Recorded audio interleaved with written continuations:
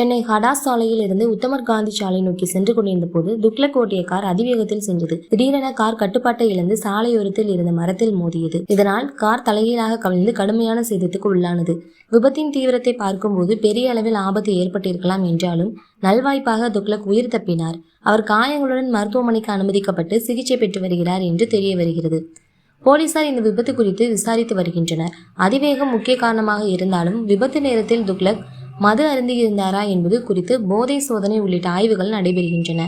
விபத்து நடந்த இடத்தில் கார் மிகுந்த சேதமடைந்த நிலையில் சாலை பாதுகாப்பு விதிகளை மீறியதால் இது நடந்திருக்கலாம் என கருதப்படுகிறது. மன்சூர் அலிகான் கடந்த காலங்களில் தனது மகன் தொடர்பான சில சர்ச்சைகளில் ஈடுபட்டிருந்த நிலையில் இந்த விபத்து செய்தி மீண்டும் கவனத்தை ஈர்த்துள்ளது. சமூக வலைதளங்களில் இது பெரும் விவாதத்தை ஏற்படுத்தியுள்ளது. சிலர் மன்சூர் அலிகான் மகனுக்கு எச்சரிக்கை தேவை என்றும் மற்றவர்கள் அதிர்ஷ்டவசமாக உயிர் தப்பியது என்றும் கருத்து தெரிவித்து வருகின்றனர். தற்போது துக்ளக் மருத்துவ சிகிச்சையில் உள்ளார். விபத்து குறித்து முழுமையான விசாரணை முடிவுகள் வெளியாகும் போது மேலும் விவரங்கள் தெரிய வரும்.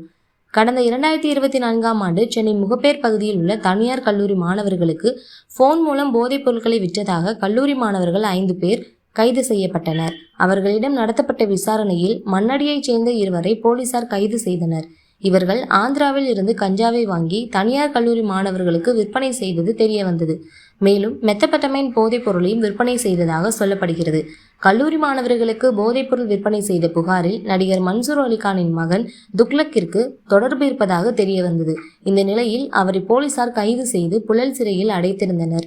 இந்த நிலையில் கடந்த ஜூலை மாதம் துக்ளக் ஜாமீனில் வெளியே வந்தார் என்பதும் குறிப்பிடத்தக்கது. ஓகே ஃப்ரெண்ட்ஸ், இந்த மாதிரி சினிமா பற்றின விஷயங்கள் நம்ம தெரிஞ்சுக்கணும் அப்படின்னா நம்ம சேனல் லைக் பண்ணி ஷேர் பண்ணி சப்ஸ்கிரைப் பண்ணிட்டு தொடர்ந்து வீடியோ வாட்ச் பண்ணுங்க. தேங்க்யூ.